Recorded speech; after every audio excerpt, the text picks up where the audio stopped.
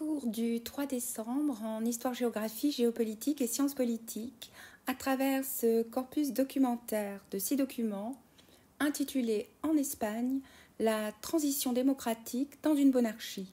Vous retrouvez ce corpus dans votre livre, page 62-63.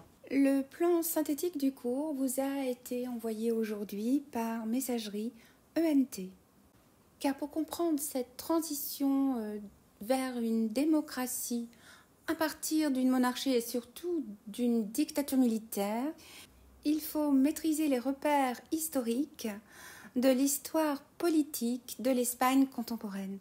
C'est pourquoi j'ai évoqué avec vous l'instauration en 1931 de la jeune République espagnole, renversée par un coup d'État en 1936, coup d'État prélude à 2 années de guerre qui verront s'affronter dans une guerre civile, d'un côté les militaires avec à leur tête le général Franco, les putschistes, les franquistes, en face des républicains, essentiellement des populations civiles. Et sous vos yeux, ce tableau cubiste de Pablo Picasso, qui en 1937 illustre le bombardement du village de Guernica. C'est un tableau immense, aux dimensions hors normes, plus de 7,70 m sur près de 3,50 m.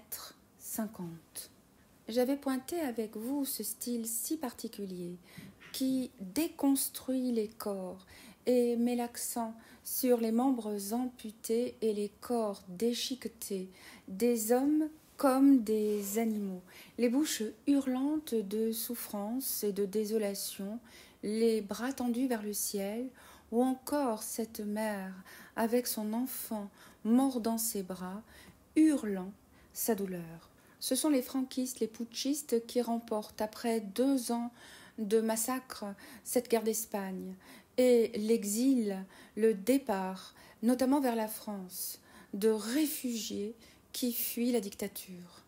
Ce départ, cet exil, c'est la retirada. Je le prononce très mal. Il faudrait absolument demander à votre professeur d'espagnol de l'évoquer avec vous.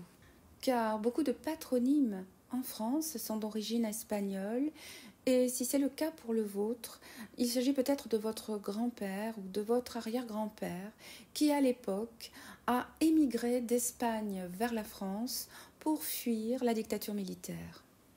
Avec une particularité, et vous l'avez compris à travers le cours, c'est l'association avec la monarchie des Bourbons d'Espagne, c'est-à-dire que le général Franco va prendre sous son aile le jeune fils du roi, le prince Juan Carlos, lui enseigner les ficelles du pouvoir pour qu'à sa mort il prenne sa suite.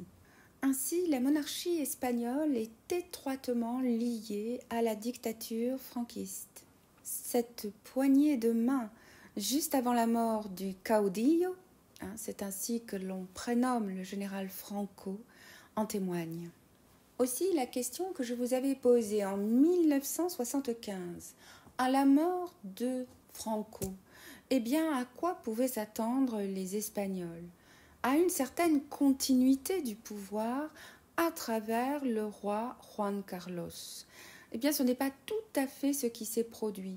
Du moins, s'il y a eu continuité les 2 premières années, en 1978, une constitution est adoptée qui donne naissance à la démocratie libérale en Espagne sous la forme d'une monarchie constitutionnelle.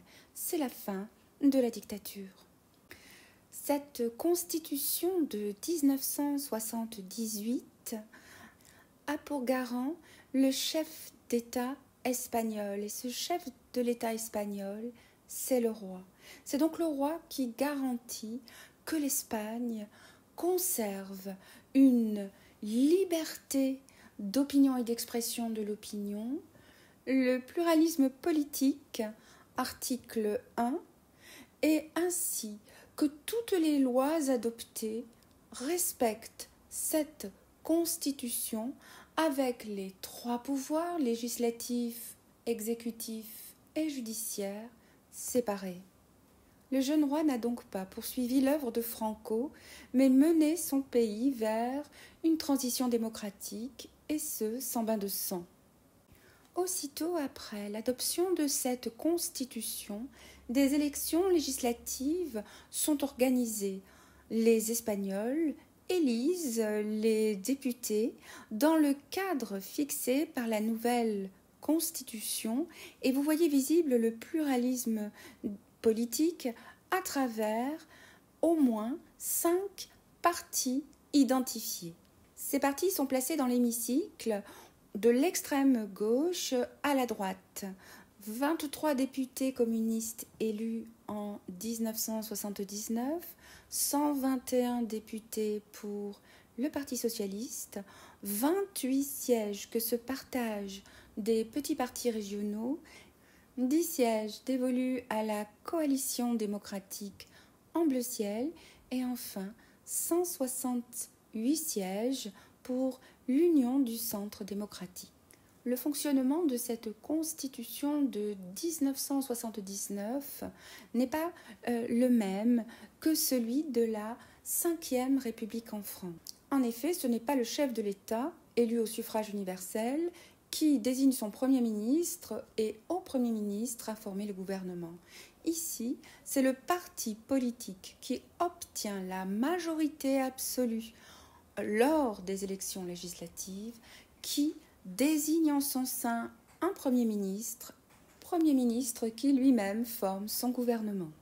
Et vous avez remarqué qu'il n'y avait pas de majorité absolue lors de ces élections, c'est-à-dire la moitié des sièges plus 1. Il aura donc fallu à l'Union du Centre démocratique, dont le chef est Adolfo Suárez, trouver des alliés pour former un gouvernement de coalition. Les alliés les plus naturels sont ceux de la coalition démocratique. Et si vous ajoutez les 168 sièges aux 10 sièges, vous obtenez 178 et c'est la majorité absolue. C'est ainsi que Adolfo Suárez est le premier ministre de cette nouvelle démocratie libérale espagnole, de cette monarchie parlementaire d'Espagne qui naît de la Constitution de 1978 et des premières élections législatives de 1979. Ce discours d'Adolfo Suárez devant le Conseil de l'Europe le 31 janvier 1979, Premier ministre de cette Espagne démocratique, il met l'accent sur la transition exceptionnellement pacifique de la dictature vers la démocratie et pointe l'originalité du cas espagnol. Mais c'est à peine 2 ans plus tard, le 23 février 1981, qu'une cinquantaine d'officiers de l'armée espagnole fait irruption en plein débat et prennent en otage les députés. C'est en direct, sous les caméras et les photographes, une tentative de putsch militaire.